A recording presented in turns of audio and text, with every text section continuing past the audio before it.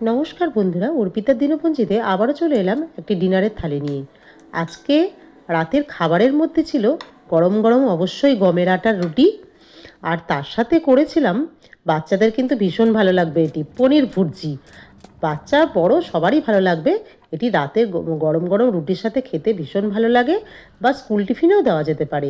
আমি 200 গ্রাম মতো পনির নিয়েছিলাম। পনিরটাকে এইভাবে গ্রেটার দিয়ে গ্রেট করে নিতে হবে।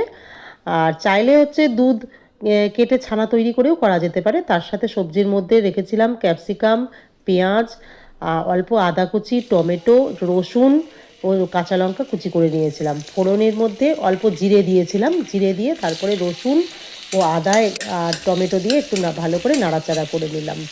তারপরে কিছুক্ষণ পরে পেঁয়াজটা দিলাম। পেঁয়াজ দেওয়ার পরে আর তারপরে ক্যাপসিকাম দিয়ে ভালো করে নাড়াচাড়া করে অল্প লবণ ও রং আনার জন্য হলুদ দিলাম। এইভাবে বেশ কিছুক্ষণ লো থেকে হাই ফ্লেমে ভালো করে নাড়াচাড়া করে নিতে হবে। চাইলে ঢাকা চাপা দিয়েও করতে পারেন, খুব তাড়াতাড়িও হয়ে যায় এই পনির ভুর্জিটি। দিয়ে নাড়াচাড়া করে একটু নরম যখনই হয়ে আসবে, বেশ সুন্দর একটা রং এই যে এইরকম দিয়ে দেবে, তখন হচ্ছে পনিরগুলোকে, যে গ্রেট করা পনির, সেই পনিরটাকে দিয়ে দিলাম। এইভাবে দিয়ে খুব ভালো করে সব সবজির সাথে পনিরটাকে ভালোভাবে নাড়তে হবে। আর আমি অল্প একটু জিরে গুঁড়ো দিয়েছিলাম, না চাইলে নাও দেওয়া যেতে পারে। আর তার সাথে গোলমরিচ গুঁড়ো দিলে একটু ভালো হয়।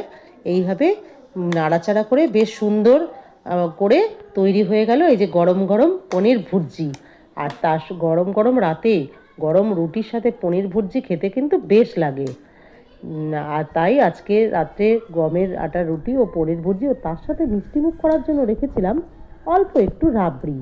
রাবড়ি খেতে কিন্তু ভীষণ ভালো লাগে। কার কার ভালো লাগে বন্ধুরা এই রাবড়ি খেতে? তার সাথে ঈষদুষ্ণ গরম জল অবশ্যই 1 গ্লাস ছিল। কেমন লাগলো বন্ধুরা আজকে রাতের খাবারের আয়োজন?